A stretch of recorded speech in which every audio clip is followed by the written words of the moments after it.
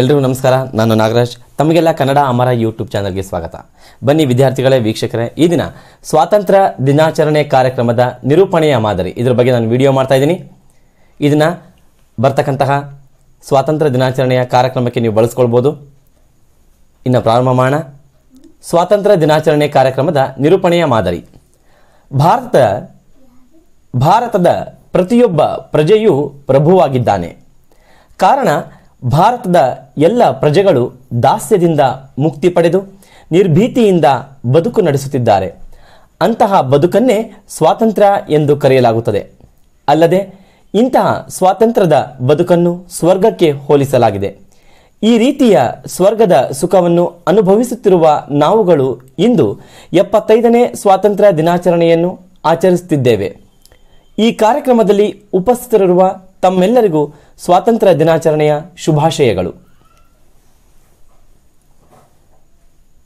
ಬ್ರಿಟಿಷರೇ, ಭಾರತ ಬಿಟ್ಟು ತೊಲಗಿ ಎಂದು ಗುಡುಗಿದ ಗಾಂಧೀಜಿ, ನೀವು ನನಗೆ ರಕ್ತ ಕೊಡಿ, ನಾನು ನಿಮಗೆ ಸ್ವಾತಂತ್ರ್ಯ ಕೊಡುತ್ತೇನೆ ಎಂದು ಸ್ವಾತಂತ್ರ್ಯದ ಬಗ್ಗೆ ನಂಬಿಕೆ ಹುಟ್ಟಿಸಿದ ಸುಭಾಷ್ ಚಂದ್ರ ಬೋಸ್, ಸ್ವಾತಂತ್ರ್ಯ ನನ್ನ ಜನ್ಮಸಿದ್ಧ ಹಕ್ಕು ಎಂದು ಅದನ್ನು ಪಡೆಯುವ ಮಾರ್ಗ ತೋರಿಸಿದ ಬಾಲಗಂಗಾಧರ ತಿಲಕ್, ಇನ್ಕಿಲಾಬ್ ಜಿಂದಾಬಾದ್ ಎಂದು ಘೋಷಣೆ ಕೂಗುವ ಮೂಲಕ ಕ್ರಾಂತಿಗೆ ಕಿಡಿ ಹಚ್ಚಿದ ಭಗತ್ ಸಿಂಗ್. ಹೀಗೆ ಈ ಎಲ್ಲ ಘೋಷಣೆಗಳು ಎಂಥವರನ್ನೂ ಸಹ ಬಡಿದೆಬ್ಬಿಸುತ್ತವೆ. ದೇಶದ ಸ್ವಾತಂತ್ರ್ಯಕ್ಕಾಗಿ ಬ್ರಿಟಿಷರೊಡನೆ ಹೋರಾಡಿ ತಮ್ಮ ಜೀವನ ಮತ್ತು ಜೀವವನ್ನೇ ತ್ಯಾಗ ಮಾಡಿ ನಮ್ಮನ್ನು ನಾವು ಭಾರತೀಯರು ಎಂದು ಹೆಮ್ಮೆಯಿಂದ ಹೇಳಲು ಹಾಗೂ ಈ ನೆಲದಲ್ಲಿ ನಮಗೆ ಸ್ವರ್ಗದ ಸುಖವನ್ನು ಅನುಭವಿಸಲು ಅವಕಾಶ ಮಾಡಿಕೊಟ್ಟ ದೇಶದ ಮಹಾನ್ ವೀರರನ್ನು ನೆನೆಯುವ ಮತ್ತು ಅವರನ್ನು ಗೌರವಿಸುವ ಸುದಿನ. ಇಂತಹ ಸುದಿನದ ಸ್ವಾತಂತ್ರ್ಯೋತ್ಸವದ ಕಾರ್ಯಕ್ರಮದಲ್ಲಿ ಪಾಲ್ಗೊಂಡಿರುವ ತಮ್ಮೆಲ್ಲರಿಗೂ ಪ್ರಥಮತಃ ಸ್ವಾಗತವನ್ನು ಕೋರುತ್ತೇನೆ. ಈ ರೀತಿ ನೀವು ಹೇಳೋದರ ಮೂಲಕ ಕಾರ್ಯಕ್ರಮವನ್ನು ಪ್ರಾರಂಭ ಮಾಡಬಹುದು. ಇದೇ ರೀತಿ ಹೇಳಬೇಕಂತಿಲ್ಲ, ಇದಕ್ಕಿಂತ ನೀವು ವಿಭಿನ್ನವಾಗಿ ಬರ್ಕೊಂಡು ಸಹ ಕಾರ್ಯಕ್ರಮವನ್ನು ಪ್ರಾರಂಭ ಮಾಡ್ಬೋದು. ನಾನು ಈ ರೀತಿಯಾಗಿ ಬರೆದಿದ್ದೀನಿ. ಇದರಲ್ಲಿ ನಿಮಗೆ ಯಾವ ಅಂಶಗಳು ಬೇಕೋ, ಯಾವ ಪಾಯಿಂಟ್ಸ್ಗಳು ಬೇಕೋ ನೀವು ಆಯ್ಕೆ ಮಾಡ್ಕೊಳ್ಳಿ.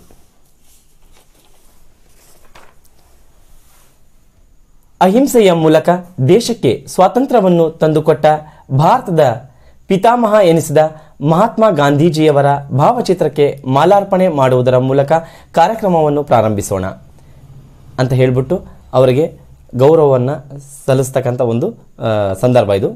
ಅದಾದ ಮೇಲೆ ಕಾರ್ಯಕ್ರಮದಲ್ಲಿ ಭಾಗಿಯಾಗಿರುವ ಎಲ್ಲ ಮಹನೀಯರು ಗಾಂಧೀಜಿಯವರ ಭಾವಚಿತ್ರಕ್ಕೆ ಮಾಲಾರ್ಪಣೆ ಮಾಡಿ ಗೌರವ ಸಲ್ಲಿಸಿದ ತಮ್ಮೆಲ್ಲರಿಗೂ ಧನ್ಯವಾದಗಳು ಅಂತ ಅವರಿಗೆ ಯಾರ್ಯಾರು ಗೌರವವನ್ನು ಸಲ್ಲಿಸಿರ್ತಾರೋ ಅವರಿಗೆಲ್ಲ ಎಲ್ಲರೂ ಭಾಗಿಯಾಗಿರ್ತಾರೆ ಅವರಿಗೆಲ್ಲ ಧನ್ಯವಾದಗಳು ಅಂತ ಹೇಳಬೇಕು ಒಂದೇ ಮಾತಿನಲ್ಲಿ. ಇನ್ನು ಧ್ವಜಾರೋಹಣ ಕಾರ್ಯಕ್ರಮ.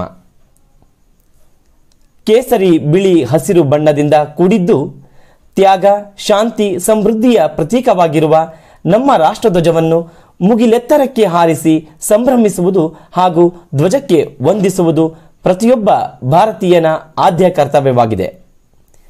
ಈ ಕಾರ್ಯಕ್ರಮದಲ್ಲಿ ಭಾಗವಹಿಸಿರುವ ಶಾಲೆಯ ಆಡಳಿತ ಮಂಡಳಿಯ ಸದಸ್ಯರಾದ ಅಥವಾ ಬೇರೆ ಯಾರಾದರೂ ಮುಖ್ಯ ಅತಿಥಿಗಳು ಬಂದರೆ ಅವರ ಹೆಸರನ್ನು ಹೇಳ್ಬೋದು. ನೀವು ಮುಖ್ಯ ಅತಿಥಿಗಳಾದ ಅಂತ ಹೇಳ್ಬಿಟ್ಟು ಅವ್ರ ಹೆಸರನ್ನು ಹೇಳಿ ಧ್ವಜಾರೋಹಣ ಮಾಡಬೇಕೆಂದು ವಿನಂತಿಸಿಕೊಳ್ಳುತ್ತಿದ್ದೇನೆ ಅಂತ ಹೇಳ್ಬಿಟ್ಟು ಅವರಿಗೆ ಧ್ವಜಾರೋಹಣಕ್ಕೆ ನೀವು ಕರಿಬೇಕು. ಅದಾದಮೇಲೆ ಅವರು ಧ್ವಜಾರೋಹಣ ಕಾರ್ಯಕ್ರಮವನ್ನು ನೆರವೇರಿಸಿಕೊಡ್ತಾರೆ. ಅವರಿಗೆ ಧನ್ಯವಾದ ಹೇಳ್ತಕ್ಕಂಥ ರೀತಿ ಹೀಗಿದೆ.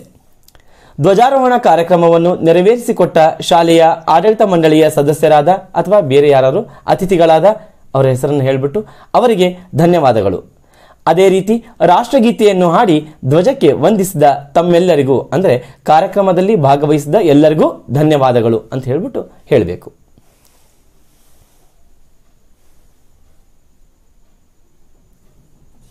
ಇನ್ನು ಮುಂದಿನ ಕಾರ್ಯಕ್ರಮ ಇದರಲ್ಲಿ ಇದಾದಮೇಲೆ ಸ್ವಾಗತ ಭಾಷಣ. ವೇದಿಕೆಯ ಮೇಲೆ ಆಸೀನರಾಗಿರುವ ಗಣ್ಯ ವ್ಯಕ್ತಿಗಳನ್ನು ಮತ್ತು ಕಾರ್ಯಕ್ರಮದಲ್ಲಿ ಪಾಲ್ಗೊಂಡಿರುವ ಸರ್ವರನ್ನು ಸ್ವಾಗತಿಸಬೇಕೆಂದು 10ನೇ ತರಗತಿಯ ವಿದ್ಯಾರ್ಥಿನಿಯಾದ ಅವರ ಹೆಸರನ್ನು ನೀವು ಹೇಳಬೇಕಿಲ್ಲಿ. ಅವರ ಹೆಸರನ್ನು ಬಳಸ್ಬಿಟ್ಟು ಹೇಳಿಬಿಟ್ಟು ವಿನಂತಿಸಿಕೊಳ್ಳುತ್ತೇನೆ. ನಂತರ ಅವರು ಸ್ವಾಗತ ಭಾಷಣ ಹೇಗೆ ಮಾಡಬೇಕು ಅಂತ ಇದೇ ರೀತಿ ಮಾಡಬೇಕು ಅಂತಿಲ್ಲ, ನೀವು ನಿಮಗೆ ಹೇಗೆ ಬರುತ್ತೋ ಹಾಗೆ ಮಾಡ್ಬೋದು. ಇದು ಒಂದು ಮಾದರಿ ಅಷ್ಟೇ. ಈ ಕಾರ್ಯಕ್ರಮಕ್ಕೆ ಅತಿಥಿಗಳಾಗಿ ಆಗಮಿಸಿ ರಾಷ್ಟ್ರಧ್ವಜವನ್ನು ಆರೋಹಣ ಮಾಡುವುದರ ಮೂಲಕ ಕಾರ್ಯಕ್ರಮಕ್ಕೆ ಚಾಲನೆ ನೀಡಿದ ಮತ್ತು ಕಾರ್ಯಕ್ರಮದ ಸೊಬಗನ್ನು ಹೆಚ್ಚಿಸಿದ ನಮ್ಮ ಶಾಲೆಯ ಆಡಳಿತ ಮಂಡಳಿಯ ಸದಸ್ಯರು ಆಗಿರುವ ಶ್ರೀಯುತ ಅಂತ ಹೇಳಿಬಿಟ್ಟು ಅವ್ರ ಹೆಸರನ್ನು ಹೇಳಿಬಿಟ್ಟು ಅವರಿಗೆ ಮುಖ್ಯೋಪಾಧ್ಯಾಯರ ಪರವಾಗಿ, ಎಲ್ಲ ಶಿಕ್ಷಕರ ಪರವಾಗಿ, ಎಲ್ಲ ವಿದ್ಯಾರ್ಥಿಗಳ ಪರವಾಗಿ ಮತ್ತು ವೈಯಕ್ತಿಕವಾಗಿ ತುಂಬು ಹೃದಯದ ಸ್ವಾಗತವನ್ನು ಬಯಸುತ್ತೇನೆ. ಈ ರೀತಿ ಅವರಿಗೆ ಸ್ವಾಗತ ಕೋರಬೇಕು. ಅವರು ನಿಮ್ಮ ಶಾಲೆಯ ಆಡಳಿತ ಮಂಡಳಿಯ ಸದಸ್ಯರು ಆಗಿರ್ಬೋದು, ಅಥವಾ ನಿಮ್ಮ ಶಾಲೆಯ ಮುಖ್ಯೋಪಾಧ್ಯಾಯರೇ ಆಗಿರ್ಬೋದು, ಅಥವಾ ಬೇರೆ ಅತಿಥಿಗಳಾಗಿರ್ಬೋದು. ಅವರಿಗೆ ಈ ರೀತಿ ಸ್ವಾಗತವನ್ನು ನೀವು ಮಾಡಬೇಕಾಗತ್ತೆ. ನಂತರ ಕಾರ್ಯಕ್ರಮದಲ್ಲಿ ಇರ್ತಕ್ಕಂತಹ ಇನ್ನೊಬ್ಬ ಅತಿಥಿಗಳಾಗಿರ್ಬೋದು, ಮುಖ್ಯೋಪಾಧ್ಯಾಯರೇ ಆಗಿರ್ಬೋದು, ಅವರಿಗೆ ಸ್ವಾಗತ ಮಾಡ್ತಕ್ಕಂಥ ರೀತಿ. ಕಾರ್ಯಕ್ರಮದ ರೂಪರೇಷೆಗಳ ಬಗ್ಗೆ ನಮಗೆ ಮಾರ್ಗದರ್ಶನ ನೀಡಿದ ಶಾಲೆಯ ಮುಖ್ಯೋಪಾಧ್ಯಾಯರಿಗೆ ಎಲ್ಲ ಶಿಕ್ಷಕರ ಪರವಾಗಿ, ವಿದ್ಯಾರ್ಥಿಗಳ ಪರವಾಗಿ ಮತ್ತು ವೈಯಕ್ತಿಕವಾಗಿ ಹೃತ್ಪೂರ್ವಕವಾದ ಸ್ವಾಗತವನ್ನು ಬಯಸುತ್ತೇನೆ ಅಂತ ಹೇಳ್ತೀರಾ. ಅದೇ ರೀತಿ ಆ ಒಂದು ದಿನಾಚರಣೆಯಲ್ಲಿ, ಸ್ವಾತಂತ್ರ್ಯ ದಿನಾಚರಣೆ ಕಾರ್ಯಕ್ರಮದಲ್ಲಿ ಯಾರೆಲ್ಲ ಇರ್ತಾರೆ ಅವರಿಗೆ ಸ್ವಾಗತ ಕೋರ್ತಕ್ಕಂಥದ್ದು. ರಾಷ್ಟ್ರೀಯ ಹಬ್ಬವಾದ ಸ್ವಾತಂತ್ರ್ಯ ದಿನಾಚರಣೆಯ ಈ ಕಾರ್ಯಕ್ರಮದಲ್ಲಿ ಪಾಲ್ಗೊಂಡಿರುವ ಶಾಲೆಯ ಎಲ್ಲ ಶಿಕ್ಷಕರಿಗೂ, ಸಿಬ್ಬಂದಿ ವರ್ಗದವರಿಗೂ, ಎಲ್ಲ ಪಾಲಕರಿಗೂ, ಎಲ್ಲ ವಿದ್ಯಾರ್ಥಿ ಮಿತ್ರರಿಗೂ ಆಧಾರದ ಸ್ವಾಗತವನ್ನು ಬಯಸುತ್ತೇನೆ ಅಂತ ಹೇಳಿಬಿಟ್ಟು, ನಂತರ ಯಾರು ಸ್ವಾಗತವನ್ನು ಮಾಡಿರ್ತಾರೋ ಅವರಿಗೆ ಧನ್ಯವಾದ ಹೇಳಬೇಕು. ಯಾರು ಹೇಳಬೇಕು? ನಿರೂಪಣೆ ಮಾಡ್ತಕ್ಕಂಥವ್ರು. ಕಾರ್ಯಕ್ರಮದಲ್ಲಿ ಭಾಗಿಯಾಗಿರುವ ಸರ್ವರನ್ನೂ ಸ್ವಾಗತಿಸಿದ ಇವರಿಗೆ, ಯಾರು ಸ್ವಾಗತ ಮಾಡಿರ್ತಾರಲ್ಲ ಅವರಿಗೆ ಧನ್ಯವಾದಗಳು ಅಂತ ಹೇಳಿಬಿಟ್ಟು ಅವರಿಗೆ ಧನ್ಯವಾದ ತಿಳಿಸ್ತಕ್ಕಂಥ ರೀತಿ. ನಾನೇನು ಮೊದಲನೇ ಪೇಜ್ ಹೇಳಿದೆ ಅದನ್ನು ನಿರೂಪಣೆ ಮಾಡ್ತಕ್ಕಂಥವ್ರು ಹೇಳಿಬಿಟ್ಟು ಕಾರ್ಯಕ್ರಮ ಮಾಡ್ತೀರಾ. ಅದಾದಮೇಲೆ ಅಲ್ಲಿ ಧ್ವಜ ಆರೋಹಣ ಮಾಡ್ತಾರೆ. ಅದಾದಮೇಲೆ ಇದು ಸ್ವಾಗತ ಭಾಷಣ. ಇನ್ನು ಮುಂದಿನ ಕಾರ್ಯಕ್ರಮ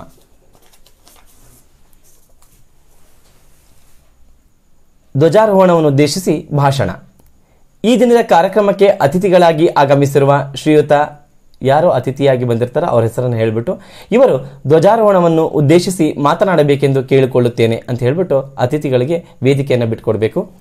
ಅವರು ಭಾಷಣ ಮಾಡಿದ ನಂತರ ಅವ್ರು ಏನು ಭಾಷಣ ಮಾಡ್ತಾರೆ ಅದರಲ್ಲಿ ಪ್ರಮುಖವಾದ ಅಂಶಗಳನ್ನು ನೀವು ಬರ್ಕೊಂಡ್ಬಿಟ್ಟು ಸಣ್ಣದಾಗಿ ಅವರಿಗೆ ಧನ್ಯವಾದ, ಅವ್ರು ಸಣ್ಣದಾಗಿ ಬರ್ಕೊಂಡ್ಬಿಟ್ಟು ಅವರಿಗೆ ಧನ್ಯವಾದ ಹೇಳ್ತಕ್ಕಂಥ ರೀತಿ ಹೀಗಿರುತ್ತೆ. ಇದು ನಾನು ಜನರಲಾಗಿ ಬರೆದಿದ್ದೀನಿ. ನೀವು ಅವ್ರು ಏನು ಭಾಷಣ ಮಾಡ್ತಾರೆ ಅದರಲ್ಲಿ ಏನು ಅಂಶಗಳು ಹೇಳ್ತಾರೆ ಅದನ್ನು ನೋಡ್ಕೊಂಡ್ಬಿಟ್ಟು ನೀವು ಅವರಿಗೆ ಧನ್ಯವಾದ ಸಲ್ಲಿಸಬೇಕು. ದೇಶದ ಇತಿಹಾಸವನ್ನು ಪರಿಚಯಿಸಿದ, ದೇಶದ ಸ್ವಾತಂತ್ರ್ಯಕ್ಕಾಗಿ ಹೋರಾಡಿದ ಮಹಾನ್ ವೀರರನ್ನು ಸ್ಮರಿಸಿದ, ಮಕ್ಕಳಿಗೆ ರಾಷ್ಟ್ರಧ್ವಜದ ಮಹತ್ವವನ್ನು ವಿವರಿಸಿದ ಹಾಗೂ ನಮ್ಮ ದೇಶ ಎಲ್ಲ ಕ್ಷೇತ್ರಗಳಲ್ಲಿ ಸಾಧನೆಯನ್ನು ಮಾಡಿ ಜಗತ್ತಿನಲ್ಲಿ ಈ ದೇಶವನ್ನು ಒಂದು ಮಾದರಿ ದೇಶವನ್ನಾಗಿ ಮಾಡಲು ಇಂದಿನ ವಿದ್ಯಾರ್ಥಿಗಳು ಪಣ ತೊಡಬೇಕೆಂದು ವಿದ್ಯಾರ್ಥಿಗಳಲ್ಲಿ ತಮ್ಮ ಮಾತಿನ ಮೂಲಕ ದೇಶಾಭಿಮಾನವನ್ನು ಹೆಚ್ಚಿಸಿದ ಇಂದಿನ ಕಾರ್ಯಕ್ರಮದ ಅತಿಥಿಗಳಾದ ಶ್ರೀಯುತ ಅಂತ ಹೇಳ್ಬಿಟ್ಟು ಅವರ ಹೆಸರನ್ನು ಹೇಳಿಬಿಟ್ಟು ಇವರಿಗೆ ಧನ್ಯವಾದಗಳು ಅಂದರೆ ಅವ್ರು ಏನು ಭಾಷಣ ಮಾಡ್ತಾರೆ ಅದರ ಮೇಲೆ ಆ ಅಂಶಗಳನ್ನು ಬರ್ಕೊಂಡ್ಬಿಟ್ಟು ಪಾಯಿಂಟ್ಸ್ಗಳನ್ನು ಅವರಿಗೆ ಧನ್ಯವಾದ ಹೇಳಬೇಕು. ಇನ್ನು ನಂತರ ನಿಮ್ಮ ಶಾಲೆಯಲ್ಲಿ ಈ ಒಂದು ದಿನಾಚರಣೆಯ ಪ್ರಯುಕ್ತ ಅನೇಕ ನೃತ್ಯಗಳನ್ನು ಅಥವಾ ಸಾಮೂಹಿಕ ಗೀತೆಗಳನ್ನು ಅಂದರೆ ದೇಶಭಕ್ತಿ ಗೀತೆಗಳನ್ನು ಹಾಡಿಸಿದಾಗ ಮತ್ತು ನಾಟಕವನ್ನು ಮಾಡಿದಾಗ ಏನಾರು ಕಾರ್ಯಕ್ರಮ ಇದ್ದರೆ ನಾನು ಅದ್ರ ಬಗ್ಗೆ ಸ್ವಲ್ಪ ಬರೆದಿದ್ದೀನಿ, ನೀವು ಬೇರೆ ಥರ ಬರ್ಕೊಳ್ಬೋದು ಅಥವಾ ಈ ರೀತಿ ಇದರಲ್ಲಿ ಯಾವ್ದು ಬೇಕೋ ಅದನ್ನು ನೀವು ಆಯ್ಕೆ ಮಾಡ್ಕೋಬೋದು. ನೃತ್ಯ ಕಾರ್ಯಕ್ರಮ ಅಂತ ಬಂದರೆ, ನಾವು ಭಾರತೀಯರು ಇಂತಹ ಪವಿತ್ರ ನೆಲದಲ್ಲಿ ನಮಗೆ ವಾಸ ಮಾಡಲು ಅವಕಾಶ ಮಾಡಿಕೊಟ್ಟು ಸದಾ ನಮ್ಮನ್ನು ರಕ್ಷಿಸುತ್ತಿರುವ ಭಾರತ ಮಾತೆಗೆ ವಂದಿಸುವುದು ನಮ್ಮೆಲ್ಲರ ಆದ್ಯ ಕರ್ತವ್ಯ ಎಂದು ಒಂದೇ ಮಾತರಂ ಹಾಡಿಗೆ ನೃತ್ಯದ ಮೂಲಕ ಭಾರತ ಮಾತೆಗೆ ವಂದಿಸುವವರು 9ನೇ ತರಗತಿಯ ವಿದ್ಯಾರ್ಥಿಗಳು ಅಂತ ಅವ್ರನ್ನ ವೇದಿಕೆಗೆ ಕರಿಬೇಕು. ನಂತರ ಅವರು ನೃತ್ಯವನ್ನು ಮಾಡ್ತಾರೆ. ಅದಾದಮೇಲೆ ಅವರಿಗೆ ಮತ್ತೆ ಧನ್ಯವಾದಗಳು. ಯಾರು ಹೇಳಬೇಕು? ಇದನ್ನು ನಿರೂಪಣೆ ಮಾಡ್ತಕ್ಕಂಥವ್ರು. ನೃತ್ಯದ ಮೂಲಕ ಭಾರತ ಮಾತೆಗೆ ವಂದಿಸಿದ 9ನೇ ತರಗತಿಯ ವಿದ್ಯಾರ್ಥಿಗಳಿಗೆ ಧನ್ಯವಾದಗಳು ಅಂತ ಅವರಿಗೆ ಧನ್ಯವಾದ ಹೇಳಬೇಕು. ಇನ್ನು ನಾಟಕವನ್ನು ಅಲ್ಲಿ ಪ್ರದರ್ಶನ ಮಾಡಿದರೆ ಕಿರುನಾಟಕ, ಅದ್ರ ಬಗ್ಗೆ ಏನು ಬರಿಬಹುದು ನಾನು ಬರೆದಿದ್ದೀನಿ. ಭಾರತ ಸ್ವಾತಂತ್ರ್ಯ ಸೇನಾನಿಗಳ ದೇಶ. ದೇಶದ ಸ್ವಾತಂತ್ರ್ಯಕ್ಕಾಗಿ ಅನೇಕರು ಪ್ರಾಣತ್ಯಾಗ ಮಾಡಿದ್ದಾರೆ. ಹೀಗೆ ಸ್ವಾತಂತ್ರ್ಯಕ್ಕಾಗಿ ಹೋರಾಡಿದ ಭಗತ್ ಸಿಂಗ್ ಬಗ್ಗೆ ನಾಟಕ ಪ್ರದರ್ಶಿಸುವವರು 8ನೇ ತರಗತಿಯ ವಿದ್ಯಾರ್ಥಿಗಳು ಅಂತ ಹೇಳಬೇಕು. ಅವರು ನಾಟಕವನ್ನು ಪ್ರದರ್ಶನ ಮಾಡ್ತಾರೆ ವೇದಿಕೆ ಮೇಲೆ. ಅದಾದಮೇಲೆ ಅವರಿಗೆ ಧನ್ಯವಾದ ಹೇಳ್ತಕ್ಕಂಥ ರೀತಿ. ಭಗತ್ ಸಿಂಗ್ ಕುರಿತು ಕಿರುನಾಟಕ ಪ್ರದರ್ಶಿಸುವ ಮೂಲಕ ದೇಶಾಭಿಮಾನದ ಕಿಚ್ಚನ್ನು ಹೊತ್ತಿಸಿದ 8ನೇ ತರಗತಿ ವಿದ್ಯಾರ್ಥಿಗಳಿಗೆ ಧನ್ಯವಾದಗಳು. ಈ ರೀತಿ ಎಲ್ಲ ಕಾರ್ಯಕ್ರಮಗಳ ಆದಮೇಲೆ ವಂದನಾರ್ಪಣೆ ಕಾರ್ಯಕ್ರಮ. ಸ್ವಾತಂತ್ರ್ಯ ದಿನಾಚರಣೆಯ ಕಾರ್ಯಕ್ರಮದಲ್ಲಿ ಅಂದರೆ ಯಾರು ವಂದನಾರ್ಪಣೆ ಮಾಡ್ತಾರೆ ಅವ್ರನ್ನ ವೇದಿಕೆಗೆ ಕರೀತಕ್ಕಂಥದ್ದು. ಸ್ವಾತಂತ್ರ್ಯ ದಿನಾಚರಣೆಯ ಕಾರ್ಯಕ್ರಮದಲ್ಲಿ ಪಾಲ್ಗೊಂಡಿರುವ ಎಲ್ಲರನ್ನೂ ವಂದಿಸಬೇಕೆಂದು 10ನೇ ತರಗತಿಯ ವಿದ್ಯಾರ್ಥಿನಿ ಅಂತ ಹೇಳಿಬಿಟ್ಟು ಅವರ ಹೆಸರನ್ನು ಬಳಸಿ ಇವರಲ್ಲಿ ಕೇಳಿಕೊಳ್ಳುತ್ತೇನೆ ಅಂತ ಅವ್ರನ್ನ ವೇದಿಕೆ ಕರಿಬೇಕು. ಅದಾದಮೇಲೆ ಈ ಕಾರ್ಯಕ್ರಮಕ್ಕೆ ಅವರು ಪ್ರಾರಂಭ ಮಾಡ್ತಾರೆ ವಂದನೆ ಹೇಗೆ ಸಲ್ಲಿಸಬೇಕು ಅಂತ. ಏನು ಸ್ವಾಗತ ಮಾಡಿರ್ತೀವೋ ಅದನ್ನೇ ಅದೇ ರೀತಿಯಾಗಿ ವಂದನೆಯನ್ನು ಸಲ್ಲಿಸ್ತಕ್ಕಂಥದ್ದು. ಈ ಕಾರ್ಯಕ್ರಮಕ್ಕೆ ಅತಿಥಿಗಳಾಗಿ ಆಗಮಿಸಿ ಕಾರ್ಯಕ್ರಮವನ್ನು ಯಶಸ್ವಿಯಾಗಿ ನಡೆಸಿಕೊಟ್ಟ ಶ್ರೀಯುತ ಅಂತ ಹೇಳ್ಬಿಟ್ಟು ಅವರ ಹೆಸರನ್ನು ಬಳಸಿ ಅವರಿಗೆ ಎಲ್ಲರ ಪರವಾಗಿ ಹೃತ್ಪೂರ್ವಕ ವಂದನೆಗಳನ್ನು ಸಲ್ಲಿಸುತ್ತೇನೆ. ಅಂದರೆ ನಾನೇನು ಸ್ವಾಗತ ಭಾಷಣ ಮಾಡಿದ್ದಿಲ್ಲ ಆ ರೀತಿ ಎಲ್ಲರ ಪರವಾಗಿ ಅಂತ ಹೇಳ್ಬಿಟ್ಟು ಅವರಿಗೆ ವಂದನೆಯನ್ನು ಸಲ್ಲಿಸಬೇಕು. ನಂತರ ಈ ಕಾರ್ಯಕ್ರಮದಲ್ಲಿ ಪಾಲ್ಗೊಂಡು ಕಾರ್ಯಕ್ರಮದ ಸೊಬಗನ್ನು ಹೆಚ್ಚಿಸಿದ ಮುಖ್ಯೋಪಾಧ್ಯಾಯರಿಗೆ ವಂದನೆಗಳನ್ನು ಸಲ್ಲಿಸುತ್ತೇನೆ. ಅಲ್ಲಿ ಯಾರಿರ್ತಾರೋ ಅವರಿಗೆಲ್ಲ ವಂದನೆಗಳು. ಈ ಕಾರ್ಯಕ್ರಮದಲ್ಲಿ ಉಪಸ್ಥಿತರಿರುವ ಎಲ್ಲ ಶಿಕ್ಷಕರಿಗೂ, ಪಾಲಕರಿಗೂ, ವಿದ್ಯಾರ್ಥಿ ಮಿತ್ರರಿಗೂ ಹಾಗೂ ಸರ್ವರಿಗೂ ವಂದನೆಗಳನ್ನು ಸಲ್ಲಿಸುತ್ತೇನೆ ಅಂತ ಹೇಳ್ಬಿಟ್ಟು ಕೊನೆಯದಾಗಿ ನಿರೂಪಣೆ ಹೇಳ್ತಕ್ಕಂಥವ್ರು ಒಂದು ಭಾರತ ಮಾತೆಗೆ ಜೈಕಾರ ಹೇಳ್ತಕ್ಕಂಥ ರೀತಿ. ಕೊನೆಯದಾಗಿ ನೀವು ಯಾವ ಥರನಾರ ಮುಗಿಸ್ಬೋದು, ಇದು ಕೊನೆಯದಾಗಿ ಯಾವ ರೀತಿ ಎಂಡ್ ಮಾಡಬೇಕು, ಯಾವ ರೀತಿ ಮುಗಿಸ್ಬೇಕು ಅಂತ ಅನ್ನೋದಕ್ಕೆ. ರಾಷ್ಟ್ರೀಯ ಹಬ್ಬವಾದ ಸ್ವಾತಂತ್ರ್ಯ ದಿನಾಚರಣೆ ಎಂಬುದು ಭಾರತೀಯರಿಗೆ ಬಹುದೊಡ್ಡ ಹಬ್ಬವಾಗಿದೆ. ಈ ಹಬ್ಬವು ಜಾತಿ ಧರ್ಮವನ್ನು ಮೀರಿದ ಹಬ್ಬವಾದ್ದರಿಂದ ನಾವೆಲ್ಲರೂ ಭೇದ ಭಾವವನ್ನು ಮರೆತು ಭಾರತ ಮಾತೆಯ ಮಡಿಲಲ್ಲಿ ಜನಿಸಿದ ಸುಪುತ್ರರು ಎಂದು ತಿಳಿದು ಭಾರತ ಮಾತೆಗೆ ಋಣಿಯಾಗಿರೋಣ. ಭಾರತ್ ಮಾತಾ ಕಿ ಜೈ ಎಂದು ಹೇಳೋದ್ರ ಮೂಲಕ ನೀವು ಕಾರ್ಯಕ್ರಮವನ್ನು ನೀವು ಕೊನೆಗೊಳಿಸ್ಬೋದು. ಈ ರೀತಿ ಇದು ಕಾರ್ಯಕ್ರಮದ ಒಂದು ಮಾದರಿ. ಇದೇ ರೀತಿ ಅಂತಲ್ಲ, ನೀವು ಇದಕ್ಕಿಂತ ಚೆನ್ನಾಗಿ ಬರ್ಕೊಳ್ಬೋದು ಅಥವಾ ಇದರಲ್ಲಿ ನಿಮಗೆ ಯಾವ ಪಾಯಿಂಟ್ಸ್ ಬೇಕೋ ಅದನ್ನು ನೀವು ಚಾಯ್ಸ್ ಮಾಡ್ಕೊಳ್ಳಿ. ಓಕೆ, ನಮಸ್ಕಾರ.